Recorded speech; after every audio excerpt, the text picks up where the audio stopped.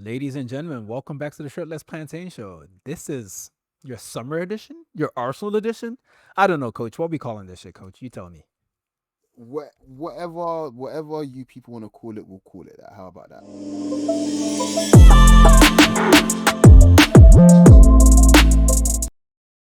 As you may notice, folks, you can see that we have a screenshot of Jorrel Hato up. Jorrel Hato Mm. is a 19-year-old that plays at Ajax. He happens to be left-footed. He's very good at football, and Arsenal has been linked to this player. Today, in addition to Jorrel Hato, we plan to talk about Alexsandro Ribeiro, but we'll get to that in a little bit. We're basically here to talk about the defenders that Arsenal has been linked to in the transfer window. If you want to talk about strikers, I'm sure you can find that somewhere else, and we'll get to it at some point. Mm-hmm. But this feels like a more apt thing to talk about. So, Coach, why are we talking about this dude? Well, we're linked, but also, um, I think it's worth noting that while we think we're stacked in defense, we've played most of the season with someone that didn't come up as a defender. Basically, I think it's good to play players in the positions that they usually are expected to play. So signing a player that can help with that, I think, is good. Basically. I agree. I agree. And from a squad planning standpoint, Mhm, and again, we're speaking about Arsenal specifically here. We're mhm, Arsenal fans. I do think if there's a possibility that we can move Miles Lewis Skelly into midfield, I'm happy to do that as quickly as possible. I would mhm, like him to spend more time playing 6 and 8 more than 3. mhm. But knowing that if we need him to play 3 every so It's often it's as a not. left back, it's always an option. Mhm, So if you bring in a more natural defender, a natural left back, a natural left center back, mhm, then it allows us to use Miles in a more natural position for him. mhm. And it means that we don't have to resign a certain person in midfield, I think, Yeah, which a large proportion of Arsenal fans would be very, very happy with. yeah. There are some weirdos that disagree with us, but that's okay. We're not here to debate that right now. Mhm. Coach, hit it. Let's look at Jorrel Hato. Oh, he's quality, absolute mustard. Oh, oh. Oh man. Okay, there he is wearing number 4 on the left. Ooh, Oh wow, what a cross first time. Like, that's not why we're watching this. We're here for the defending. What is this? yeah. So first Okay. things first, right? Um, he is really strong, like physically. I think that much is clear. I'm not gonna say he's a tank like MLS or anything. But he's definitely he's definitely got Yeah. a Well, good I say a good frame to him is what I'd say. like at present they're playing the same areas of the pitch Yeah. and we're focusing on the frame at the moment. But yeah, he's a little taller. Mm-hmm. Similar aggression, I would say. Similar Mm-hmm. aggression.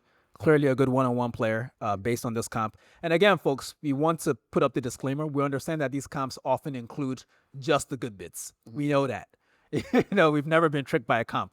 But generally, coach, I believe teams buy players for the good things they can do for the team, as Mm-hmm. opposed to the things you want to coach out. So I'm sure there are issues that are not going to be displayed in this comp, but that's not why we're here. We're here to talk about why Arsenal might want this guy. So he's 19. That means there's definitely a resale value. That means Arteta can mold him in a very particular way. Yep.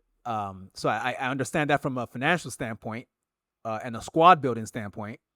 But from a playing standpoint, I'm not necessarily viewing him as the strongest player, Mm-hmm. but he's certainly not weak. Mm-hmm. I don't think he's fully filled out yet, coach. I think he still has Of more course not. But growing to do. I'm talking relative to 19-year-olds, and yes, remember as well, the last young-ish player that we got from, that's a great ball, man. Flip him in. And look at the area of the pitch he's crossing it in as well, man. Like that's exactly what we want, man. Ooh, Uh, beautiful shot. yeah, but yeah, like the way I see it, there's Julian Timber basically is the point I'm making, and Julian Timber, while we knew he was strong, like we could tell he was strong kind of thing, he was still young. We were still like we signed him when he was 22, I believe, right? Yes. And it's still time for him. There's still time for him to grow now. To be honest, the signs I've seen from Hato already, even beyond this scouting video, should I say? Like I have no issues with him physically already. I know long time listeners thinking, oh, coach he always loves like his physical monsters. Yes, I do, because you have to respect the basics of the game. Like if you can't run, you will not play football. If you're not strong, you will not play football. Like, you see stuff like that. He's not able to execute those technical things if you can't do those two things. Right. You literally saw the basis of it. He beat his man for pace and for power, and then played a weak foot thingy. And then look at that. Oh my Look at goodness. look at that This kind is of a thing. defender? This is what I'm saying. So, spoiler alert, like, we know a lot about Hato already before watching this. That's so we're clear. But That's fair. all the things that we, that we know and love about, certain players kind of thing. Like, there's a reason why we're linked to him. Like, there's a reason why Arteta has targeted this sort of player. Like, look at him coming across now. Like, no issue there. That's Jurriën Timber. That's literally Jurriën Timber right there. I see it. So, Yeah, and this is him as a 19-year-old. If you Yep. notice, some of these clips are from Dutch national team games. yeah. So he probably debuted at age 18 is my guess. I remember when it happened, but I'm not Dutch. So it's not a foundational moment in my life as a fan. But this is clearly a player that's rated by every coach in this country, I imagine, including the national team coach. So, is there an argument that he's too similar to MLS? Do you know what? Yeah. No. And I'll tell you why. Because really and truly, let's just say they were both to start together, right? And by the way, I have, I'm aware that Hato can obviously play in midfield as well. I personally wouldn't play him there, but I'm aware that he can.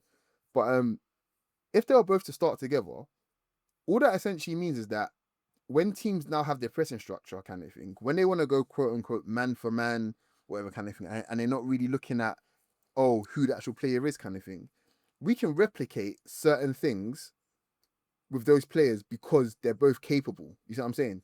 So it doesn't really matter who picks up the ball from left back or who picks up the ball deep in midfield. You're going to get similar results kind of thing, which to me is fine. So the similarities to me begin and end there. If you get what I'm saying, to me it's very obvious that MLS. This is the one thing MLS doesn't have there. That switch of play. Yeah, the long passing. The long pass switch of play kind of thing. Again, we're talking about being able to fill out in certain areas, in certain phases of the game. Like, if players, again, that overlapping run for a cross like that kind of thing, again, MLS doesn't really do, because he likes to bulldoze through the heart of your team. Stuff like that. MLS is not going to do. MLS, for all these running power kind of thing, he does it with the ball, not without it. And he does it centrally as well. He does it centrally as well. Hato is happily going to run without the ball. So, yeah, that's a strong kid. yeah. So to me, it's just, yeah. Let's see. Okay, so what are the top? Look at his body presentation. He gets beat on the outside there, but does he give up? No. Nah. So I was gonna ask, Coach, outside of his physical qualities, like what else are you seeing in what we're watching that makes him an Arteta player? I see he's very front-footed.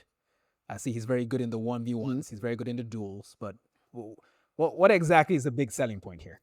Well, if you look at the player that has got the most sort of quote unquote freedom in our team right now, it's Calafiori, and it's because why?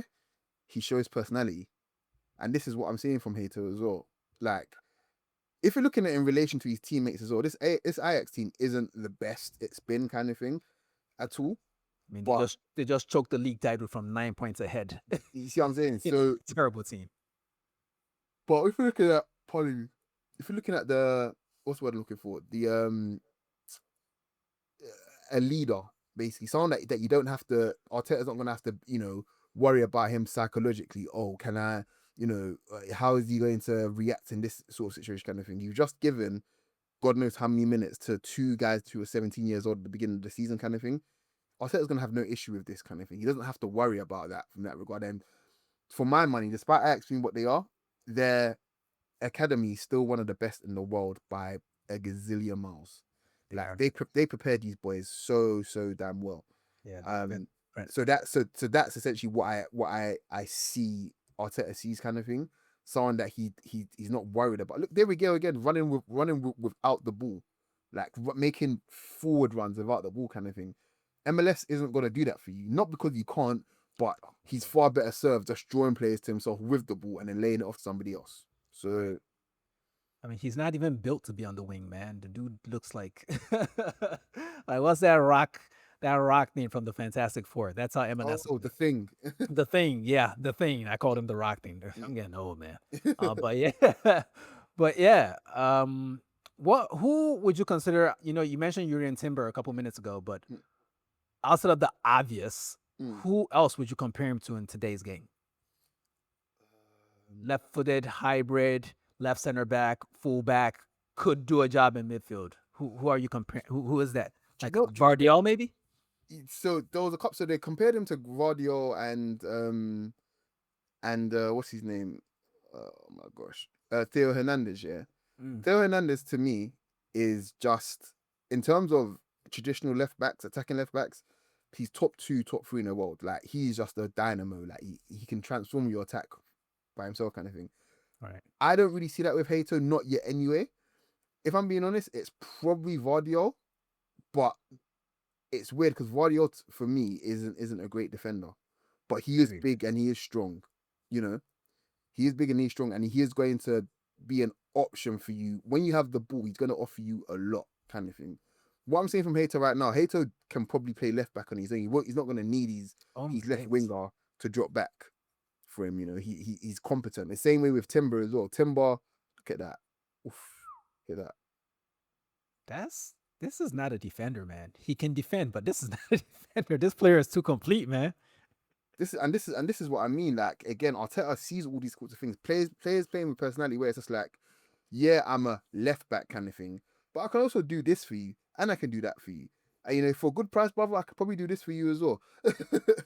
so yeah. What do you think? I mean, we can't see it in this comp, but do you have any sort of suspicions as to what his weaknesses might be as a player?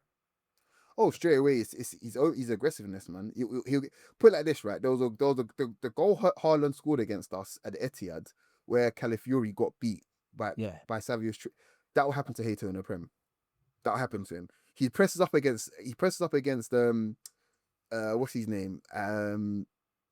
At Brighton, what's his name? Adingra, like that. He's getting done. You know what I'm saying? So automatically, like, it will come off for you, kind of thing, but you got to be able to time it. You got to be able to realize, when do I back off, and as a young player, those sorts of things will happen to him. So yeah. But do you have any sense that he might have the bozo gene? I'll be honest with you, yeah. If you look at this Dutch generation, basically, right, their best players are all defenders. Like, if you think about it, outside of Frankie, and Frankie can obviously play centre back as well. Right. But I'll be honest with you, if I'm shopping for like defenders right now, I am looking at the Dutch ones, to be honest. I think they're producing quite a lot of like top quality ones right now, kind of thing. So yeah, I wouldn't associate a bozo gene. I mean, would you associate a bozo gene with what's his name? I think that's it, isn't it? That is it. That was a fun watch, and I don't know if we've done this yet, but shout out to Brazil Scout. This is one of my favorite YouTube channels. Every time, do not let that show, Coach. I will punch you in the face myself. Oh.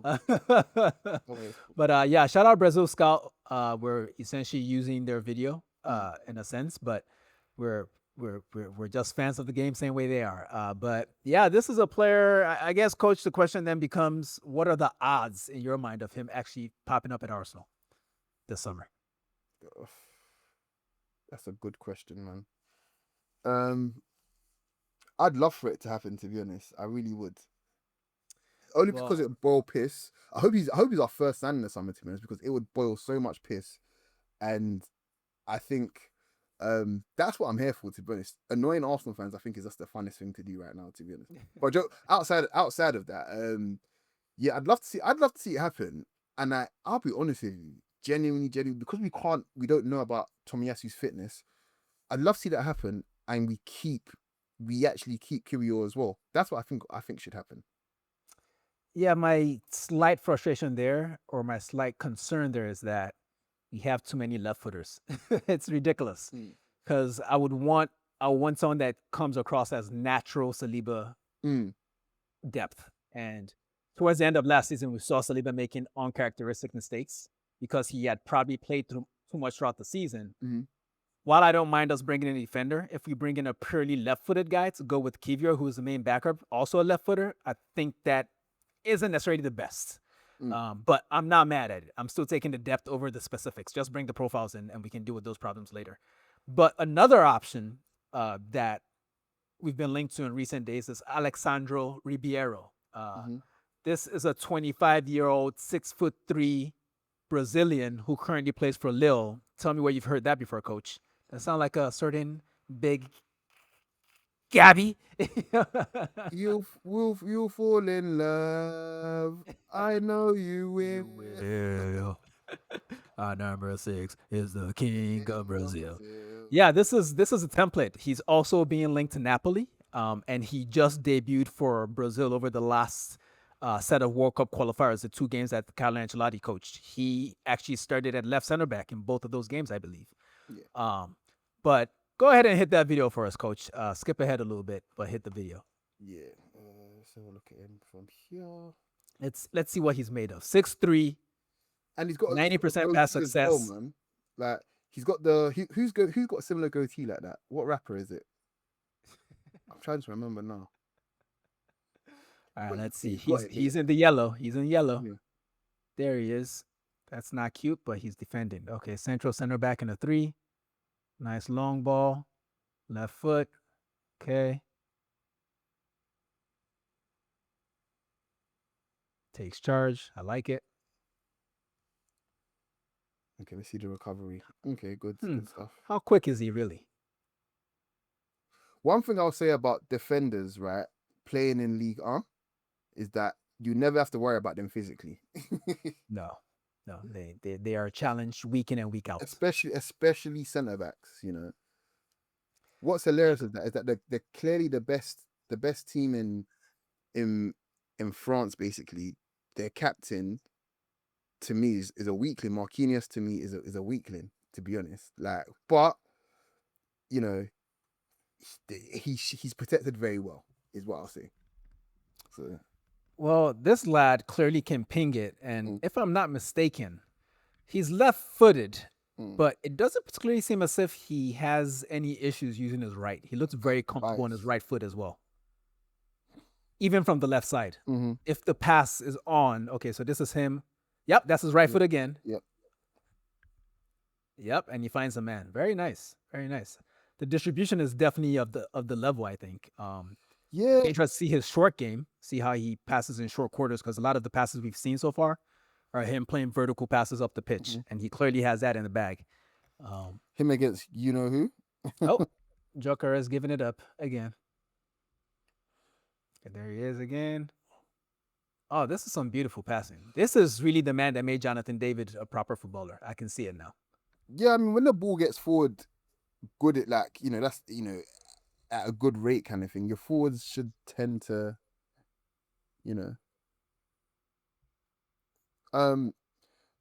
one thing I'm picking up on right now is he's really not scared of initiating physical contact.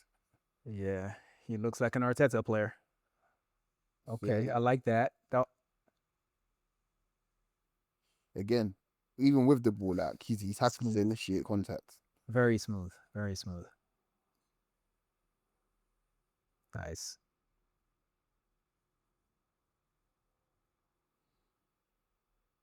There we go. See, that's what I was kind of looking for, but I want to see more. I want to see what he's like defending wide spaces. Like when he's having to go out, I'll say this much: he doesn't strike me as a hybrid. This is a center back. Mm-hmm. He's a right center back. He's a left center back, but he's not a fullback. I'm not sure about the wide areas yet. We haven't seen enough for me to make a judgment there from this comp. But honestly, that's a great ball, man. I'm not mad at this player, Coach. I'm not mad at this player. So here's my thing. Look at that. He does not let him turn. I love it. That's what I'm talking about. That's what I'm talking about. Initiate, like you imagine him going up against, we don't have to imagine. We imagine him going up against Gyökeres kind of thing. Someone who is scared of physical contact kind of thing. That's kind of look again, like, yeah, I'm gonna go run across you. I want to run across you. What are you gonna do about it? Kind of thing. Yeah, he is. Bang again. Yeah, he does the job, man. He does the job. He holds the line. He looks like he talks a lot too. Oh. Right foot again. So here's my thing. Right, we just spoke about Tomiyasu, someone who doesn't have a bias with either foot kind of thing. Could this guy be the replacement? Is that why we looked at him? Absolutely. I think what's attractive about this player to me, I mean, I would still want Hato at the club, but if it's a choice between the two of them, this is a 25-year-old. He's played in the Champions League, so it's a little more mature, a lot more mature if we're being honest. 6 years is not a small amount of age, and he seems to be a late bloomer, but the physicality is clearly there. Oof. Oh my goodness. Oof. Oh my days. Run that one back, coach. Let me see that one. The thing is, I watched that game. I actually watched that game, and that no way. Game, yeah, that must have escaped me. That was the Liverpool Champions League game. Wait, that was against Liverpool? Okay. Yeah. Woo. Yeah. Let's run that back again. I'm sorry. Let's run that. Is that Harvey Elliott? He did that too? Now look at this. Take that. I think that. Oh boy, that was mental. Yeah, Gabriel don't got that in the bag. I'll tell you that much. He don't need it though, but he don't got that. He's not that twinkle toed. Yeah, I think the attractive thing about this player is that he future proofs us. Yeah. I think if contract negotiations get hard with anyone ahead of him, I'd be comfortable with this player, provided he develops in the proper manner, taking a role at Arsenal for sure. Yeah, I mean, my biggest concern is really about the drop off between our bona fide starters, and who comes in after them. And I feel like we've done a good job, Arteta and whoever else has done a good job of making sure that we don't really feel it too much outside of the attack, basically. In midfield and in defense, whoever comes in when our certain players aren't playing kind of thing, they've done a good job. Do you know what I'm saying? But like in our attack, it's very obvious when despite Marino's good performances and good showing while Havertz was injured, it's not quite Havertz, Ranieri did a good job, for a small period, but it's not quite Saka. Do you know what I'm saying? So a player like this, to me, I feel like he fits the bill already. We're not gonna worry too much if he has to step in, basically. Yeah. Yep, and he steps in right there, crunches Luis Diaz. Love it. Oh, let's see what happens here. Nice recovery run. Like, I think the appeal for this guy is that he seems to be naturally two-footed. I've been thinking since we pressed play on this, I can't think of a central defender with that quality in my lifetime. I really cannot. John Terry. John Terry was two-footed? Yeah, pretty much. Oh, I didn't really notice. I hated him so much that I couldn't see the good about him. All I noticed about John Terry was that he was slow. Yeah, no, he was slow, but John Terry could ping it with both feet. Like, yeah. I think if only to and speaking of John Terry, we go full Chelsea on this. If only to keep this guy off the market for other teams that are on the same level as Arsenal. I think if he went to Chelsea, he'd be the best defender easily. So and I think because of his two-footedness, he almost feels like if this is a serious link, Arsenal should go through with this. Because one, it also gives us leverage with Kivior this summer because I'm hearing that people are still bidding, they're interested. So if he wants to go play, which we all accept is a possibility, even though we want to keep him, if he wants to go play, I'm happy to bring this guy in, and maybe he will cost us 3 points during his getting used to the Prem moment type shit. But I think he can adjust pretty quickly, and that two-footedness is very attractive to me. Well, you can just use him as part of a rotation with the two main defenders, like Res Saliba, bring him in. Res Gabriel, bring him in. We kind of do that with Kivior, but he's very left-footed. Yeah. So here's my thing, right? And it might be a small thing to certain people, but the fact that Gabriel and Saliba communicate in French means a whole lot. And this fella coming in as well, it'll be the same thing. Another Brazilian that's been playing in France for a couple of years now, he definitely knows French. And you don't need to know a lot, to defend or something, basically, is what I'm saying. But it helps. And it also helps with Arteta as well when he's delivering on in training sessions as well, when he's delivering certain things. He doesn't have to worry too much about, because Arteta's obviously fluent in French as well. I remember particularly him communicating with Pepe a lot in French, actually. All these things matter. All these things play a role. Managers have lost jobs because they're not able to articulate and communicate properly. Unai. So, yeah. Yeah, this is a good player, coach. I would want him at Arsenal. And if it's a choice between him and Hato, which one are you taking for next season? For next season, Yes. probably him actually. I love both players though. Like now that I've really, because I've seen him before. The thing is, I've seen him before, but if we're being honest, centre backs literally, unless you're, I'm not joking. Say this, unless you're Saliba level, centre backs don't really stick out too much. Do you know what I'm saying? So like, he's a good player, man. Yeah, it's fairly obvious. I think another thing I enjoy about watching comps is that you can often see the level of opposition. Mm-hmm. So I've seen a lot of Champions League games in this Mm-hmm. compilation. I've seen him against Atleti. I've seen him against Liverpool. This is a player that's used to playing against opponents of the highest standard. So I don't think the adjustment will be too long for him. And you have to remember as well, people doubt, like, really don't understand this shit. When you're playing with other good players, your level usually just gets raised. Like, no disrespect to certain players that may have won a title, in the last season or so, that may or may not play for Liverpool. But some of these players are clearly not good, kind of things. But when you're playing with Van Dijk, when you're playing with Salah, when you're playing with, you know, Trent and stuff like that, your level is going to be raised. So yeah, man. Like, Yeah, again, shout out Brazil Scout. But yeah, this is a we should do more of these, coach. These informal scouting sessions. I know Arsenal fans don't want to hear shit about us buying defenders, but mhm, we need depth everywhere. yeah, We need depth everywhere. In an ideal world, I think Arsenal ends up with 3 purchases in attack this summer mhm, and one midfielder in addition to Zubimendi, mhm, especially if 5 leaves, which I really want to happen, mhm. and a defender to help give Saliba a break every so often. Yeah, Because clearly, I mean, I think we brought Ben White in against Liverpool when Saliba mhm, had to miss that game via suspension. mhm, But I get the sense that, well, it's not even I get the sense. Like Ben White's body has literally changed since he got mhm, to the club. He was built like a center back when he got to the club. Now he's more of a fullback. mhm. So and it's like, well, football is football, and players can play anywhere if they're good. Yeah, that's true. But to specialize, you need certain qualities. Ben White basically lost weight Yeah. and became a leaner, more triathlon style athlete as opposed to being a bulkier guy like Saliba or Gabriel. So Basically, to my mind, he became very close to what, I'm not saying it's the ideal marathon physique, because it clearly isn't, but he ended up leaning more towards looking like a marathon runner, basically. yeah. And you saw that in the style of play. He became an overlapping fullback, which is crazy. So yeah. I wouldn't be mad at a world in which somehow there's enough money left at the end of the window to get both of these guys. Mm. I would not mind that at all. Like these are both quality players, and at the end of the day, I think winning at the level Arsenal are trying to win at, it just requires as much talent as possible. Mhm. Talent and depth. More talent, more depth, and you have a chance. Because again, as I've said it severally on many podcasts, I don't feel as if Arsenal were too far away from at least winning the Champions League. If even if it was just one thing, like say Jorginho being fit when 5 got suspended, I think Arsenal might have won the Champions League.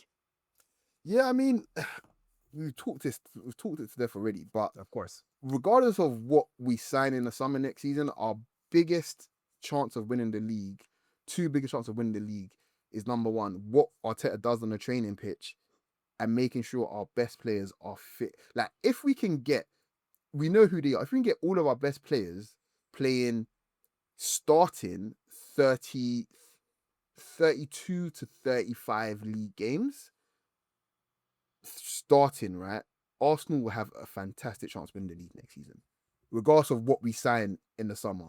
The signings will supplement and help push us probably over the edge to win.